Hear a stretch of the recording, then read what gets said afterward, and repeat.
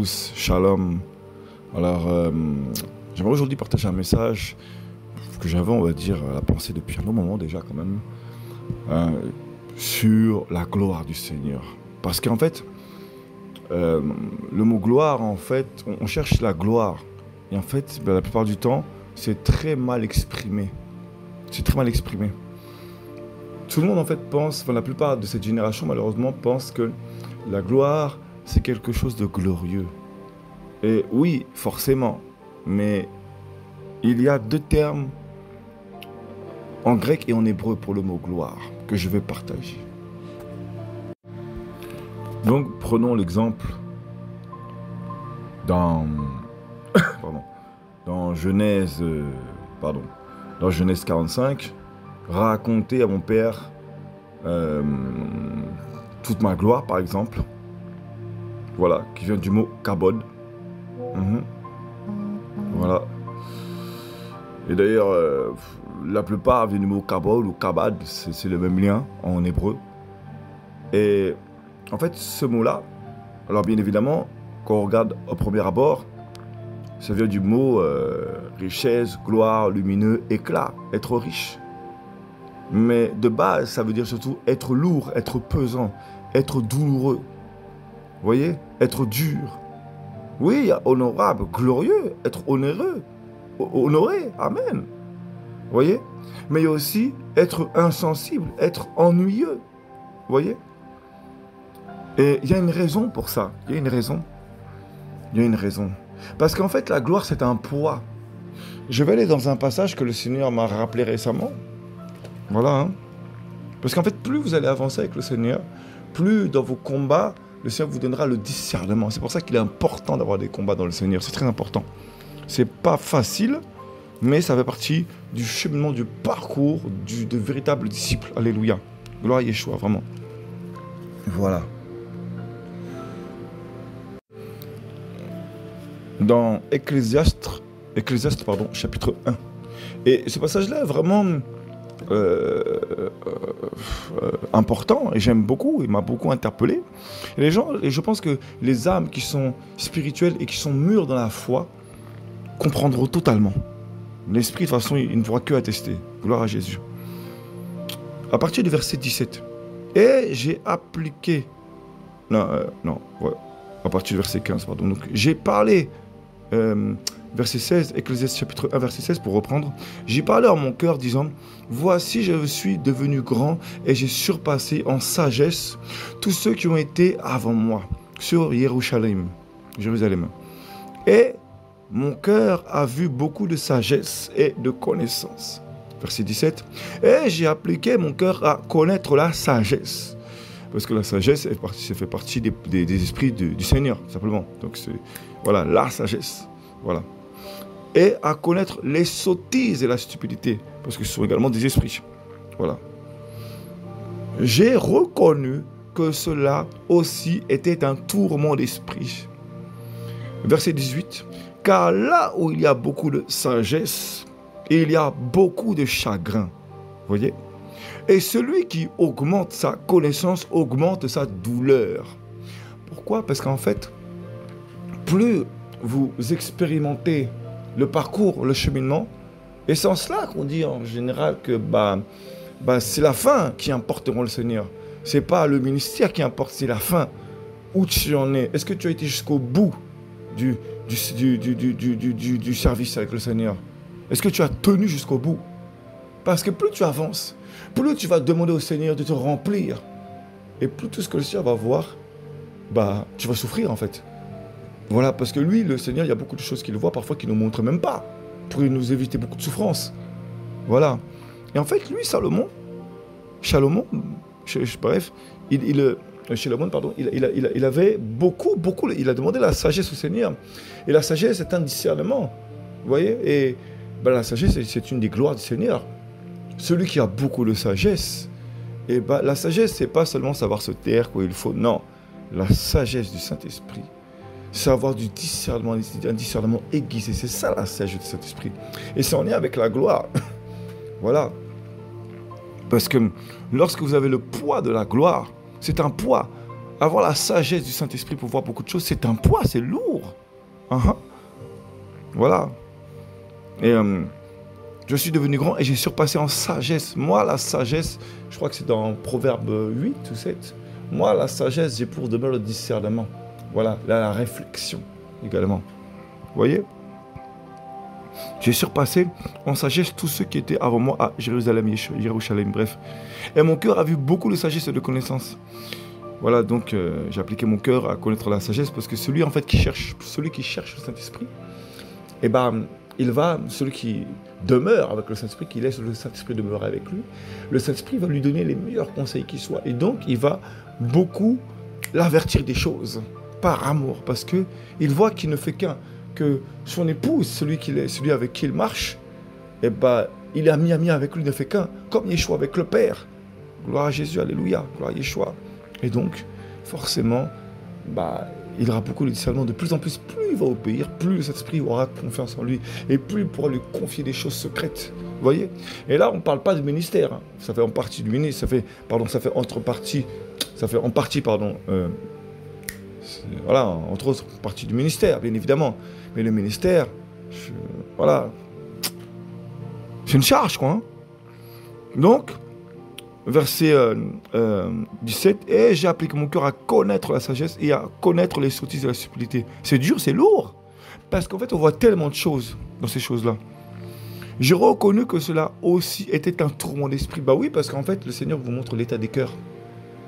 Lorsque le Seigneur veut vous garder, veut vous protéger, il veut vous préserver du mal. Donc, vous allez voir tous ceux qui ont un cœur qui n'honorent pas le Seigneur. Vous allez voir tous ceux vous allez voir les pensées des cœurs la plupart du temps. C'est dur, c'est un lourd fardeau, c'est un poids. Vous voyez? Parce que le Seigneur va vous garder. Voilà. Car, verset 18, car là où il y a beaucoup de sagesse, il y a beaucoup de chagrin. Parce qu'en fait, la sagesse, regardez bien, hein, du temps de Daniel. Du temps de Daniel, Daniel avait beaucoup de sagesse. C'est marqué, hein? Il voyait beaucoup plus de sagesse, de puissance de l'Esprit du Seigneur. Voilà, en eux, hein, en Daniel et ses camarades, que dans tous les autres. Parce que les autres, c'était des sagesses liées au monde spirituel. Alors que eux, les autres, Daniel, Shadrach, Abednego, Meshach, bref, eux, en fait, c'était la sagesse d'Elah, Eloah, Elohim, alléluia. Voilà, Yahweh. Donc c'est ça, hein, la gloire.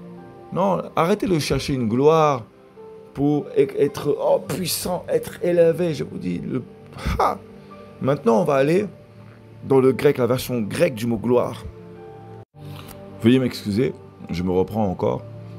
Parce qu'en même temps, je vais sur le site lure.org pour ceux qui connaissent le site déjà. Voilà. Hein. Il y a aussi un terme en hébreu, une traduction que je viens d'apprendre. Hein. Voilà, béni soit le Seigneur, vraiment. Hein. C'est le mot également Shabak. Voilà, je ne sais pas si ça se prononce comme ça en hébreu. Bref, qui veut dire également calmer, tranquilliser, caresser, apaiser, louer. Voilà. Aussi se glorifier, bon, c'est encore autre chose. Mais c'est pour dire que le Seigneur, c'est une forme d'élévation. Mais pourquoi? Parce que le Seigneur va nous restaurer. C'est ça aussi la gloire. La gloire du Seigneur, c'est aussi être restauré. Parce qu'en fait, dans la marche du Seigneur, on est tellement combattu pour rester en veille. On est tellement combattu. Vous voyez, je vous dis, les vrais enfants du Seigneur, ils ont environ 3-4 ans de combat. Au moins. Et ensuite, 3 petites semaines d'apaisement en général. C'est ça? En général. Voilà. Pourquoi? Parce que on doit rester en veille. Tout simplement. Pendant 3-4 ans, on est combattu comme pas possible. Voilà. Le Seigneur nous fait grâce quand même, hein, mais voilà. Et pendant la première semaine de repos que le Seigneur nous donne, on se dit, putain, mais c'est bizarre. Il y a un truc qui va pas, c'est louche. J'ai l'impression qu'il n'y a pas de combat, il n'y a pas d'attaque, c'est bizarre. Parce que le Seigneur nous donne du repos. Et oui, c'est pour nous restaurer. C'est pour arriver dans une autre saison, une autre dimension, une autre saison. J'aime pas trop le mot dimension, mais bon, c'est pour une autre saison. Alléluia. Donc voilà, c'est pour nous donner un apaisement, une paix. Voilà. Parce que le Seigneur est l'Élohim du shalom, de la paix. Alléluia. Voilà, c'est important. Et donc là également, donc, dans le livre de Yohanan, donc l'évangile de Jean, chapitre 17, Il dit au verset 24, hein, donc, même à partir déjà du verset 22, « Je leur ai donné la gloire que tu m'as donnée, avant qu'ils soient un, comme nous sommes un. » Alléluia, gloire à Yeshua. Et en fait, le mot utilisé dans ce passage, c'est le grec doxa, qui signifie opinion, jugement, vue, une estimation, ce qui est mauvais ou bon concernant quelqu'un. Également splendeur, éclat, brillance, magnificence, excellence, dignité, prééminence, grâce, majesté, c'est vrai, il y a ça. Voilà. Mais, voilà, c'est dans le sens d'avoir une opinion de jugement.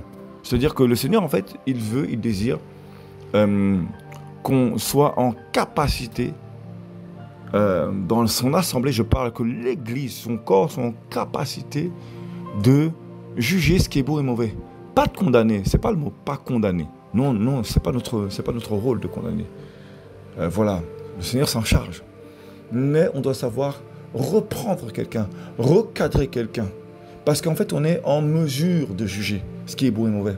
On est en mesure de faire un constat, avoir une opinion, penser. Et dans le sens où ça va comprendre la pensée du Seigneur. Parce qu'en Yeshua, nous ne faisons qu'un avec le Seigneur. Voilà. Plus nous évoluons avec Yeshua, et nous ne faisons qu'un du coup avec Jésus-Christ, et donc avec le Père, parce qu'il nous a donné son autorité, pour discerner un esprit derrière quelqu'un. Il faut savoir discerner, donc juger ce qui est beau et mauvais. Il faut savoir faire la balance entre le spirituel et le charnel. Et donc, pour ça, il faut savoir observer le comportement de quelqu'un. Vous voyez? Et donc, il faut savoir, tiens, c'est bizarre, ça, c'est pas bon. Et l'Esprit du Seigneur va vous titiller. Il y aura un discernement. Vous voyez? Ça s'appelle la sagesse, discerner le monde spirituel. La sagesse n'est pas seulement savoir se taire quand il le faut pas. C'est aussi discerner le monde spirituel. C'est ça la sagesse. Et quand quelqu'un a un comportement excessivement mais stupide, voilà, qui n'est pas normal, qui n'est pas logique, et on doit savoir comprendre que, on doit avoir cette compréhension que c'est un démon qui est derrière. Et donc, savoir détecter qu'il y a une délivrance à accomplir. Vous voyez? C'est comprendre la pensée donc du Seigneur, ce qu'il pense. Est-ce que là, c'est tel type de délivrance? Est-ce que là, je dois faire cette délivrance-là? Ou attendre plus loin, avoir une mesure, avoir une mesure quoi, dans la délivrance également. Voilà. Parce que quelqu'un, parfois, peut avoir besoin d'une délivrance, une forte délivrance. Voilà, mais on préfère faire petit à petit. Pourquoi? Parce que la personne n'est pas encore prête. Il faut qu'il y ait des délivrances au travers de la parole et ensuite une délivrance au travers, entre guillemets, de l'imposition des mots, qu'importe. Voilà, selon ce que le Seigneur a décidé. Alléluia. Et en fait, c'est ça. La gloire, c'est comprendre la pensée du Père, comprendre ce qu'il juge, comprendre ce qui lui semble bon. Voilà. Parce qu'on doit en rendre des comptes. On doit être responsable. La gloire d'Elohim, on nous dit Yeshua, c'est aussi ça. C'est savoir être responsable parce que le Seigneur a versé son sang à la croix pour signer un mandat avec nous, pour signer un pacte, une alliance. Il y en a qui font des pactes avec Satan, nous on a un pacte avec Jésus, une alliance. Au nom de Yeshua, avec Yahweh. Alléluia. Voilà. Il nous a donné un mandat, un pouvoir. Je vous ai donné le pouvoir de dire de tous ceux qui croient. Alléluia. Voilà. C'est marqué, clairement, noir sur blanc. C'est marqué, je arrive dans la parole. Il est venu chez les siens, verset 11, Jean chapitre 1, verset 11. Il est venu chez les siens, et les siens ne l'ont pas reçu. C'est-à-dire que on peut l'avoir reconnu, mais sa parole, on peut ne pas la recevoir. C'est-à-dire qu'au début, on va accepter Jésus, parce que c'est simple d'accepter Jésus. On sait qu'on va au paradis. C'est tellement paradis. C'est stylé le paradis. On entre comme ça, c'est simple. Non. Voilà, on l'a accepté. Maintenant, il faut qu'il pénètre dans nos cœurs. Et c'est là où il faut briser l'armure. Alléluia. La carapace du vieil homme. Voilà. Il est venu chez les siens. Et les siens ne l'ont pas reçu. Vous voyez? Dès qu'il peut venir vers nous, on l'accepte. Mais après, il nous parle de notre cœur. Parce qu'il veut planter sa parole. Mais on ne le reçoit pas. Mais à tous ceux, verset 12. Mais à tous ceux qui l'ont reçu. Vous voyez? Donc il l'a accepté en lui. Pour croître ensuite, à ceux qui croient en son nom, donc qui ont un témoignage, qui croient vraiment au témoignage, Alléluia. Parce que le mot croire dans ce passage-là, il vient du mot pistios en grec. Je ne sais plus si ça se dit comme ça, voilà, oralement. Bref, qui signifie croire, avoir la conviction, vraiment avoir une conviction. C'est lié à un témoignage, en fait, voilà. Croire à tous ceux qui croient en son nom, il leur a donné le pouvoir de devenir enfants d'Elohim. Vous voyez? Donc, en Yeshua, nous ne faisons qu'avec le Père. Nous avons donc l'autorité, le pouvoir de savoir ce qu'il faut faire. Il a créé un pacte d'alliance avec nous, pour ne faire qu'avec lui, pour comprendre sa pensée. En Yeshua, nous avons la capacité d'avoir sa pensée, de comprendre sa pensée. C'est important de comprendre ça. Vous voyez? Alléluia, gloire à Jésus-Christ. Voilà. C'était marqué dans un passage de la première alliance. Je ne leur ai pas encore donné un cœur pour comprendre, ni pour entendre, ni pour voir. Mais aujourd'hui, on l'a reçu. En Yeshua, on a les yeux pour voir. En Yeshua, puisqu'on a la vie. Parce que Yeshua vit en nous. C'est un être à part entière qui vit en nous. Alléluia, le Saint-Esprit. Voilà. On a les oreilles pour entendre. Pourquoi? C'est pourquoi il dit dans sa parole que celui qui a des oreilles entende ce que l'Esprit dit à l'Église. Voilà. Il nous a donné un cœur pour comprendre. Parce qu'il nous a dit qu'il va nous donner un cœur de chair. Alléluia. Donc, au bout d'un moment donné, il faut savoir prendre ses responsabilités. La gloire, c'est pas l'éclat, c'est pas le ministère, c'est pas la glorification, c'est pas l'élévation. Voilà, c'est... Alors, il y a l'élévation dans le sens, il peut nous élever parce qu'on est obéissant, on est vraiment obéissant, et la confiance maintenant.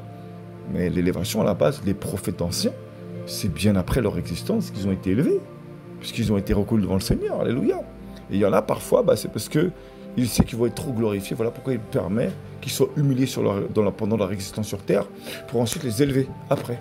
Et que nous ayons leur témoignage. Voilà, alléluia. Donc, voilà, chacun aussi doit avoir une mesure de respect envers la gloire du Seigneur. Savoir qu'ils ont une charge. Voilà, une charge. Voilà. Tu es ministre, le Seigneur t'a administré. Tu es ministre, le Seigneur t'a administré une charge. Alléluia. Et c'est ça la gloire. C'est savoir être conscient que tu as une responsabilité dans le Seigneur, que tu es censé avoir le discernement. C'est dans l'obéissance, de la compréhension de la pensée du Seigneur, par la confiance en Jésus-Christ, par l'assurance que le Seigneur te parle. Tu as confiance, tu as foi. Et ça, le Seigneur, lorsque les apôtres sont venus au Seigneur, qui leur a dit, si vous avez la foi comme un grain de sénévé, vous diriez à cette montagne, ôte-toi de là et se jette dans la mer. Voilà. Et pourquoi un grain de sénévé? Parce que Yeshua explique de sa parole que un grain de sénévé, c'est la plus petite graine, l'une des plus petites graines que l'on plante. Et ensuite, une fois qu'elle croisse, elle devient vraiment un grand arbre, quand même de 6 mètres, je crois, au moins, elle fait l'arbre. Bref, avec plein de branches. Et c'est simple. Une graine, ça n'a pas de bras, pas de jambes. Donc, elle ne peut pas s'agiter. Elle ne peut pas courir à tout va. Elle ne peut pas fuir le Seigneur. Elle est enterrée.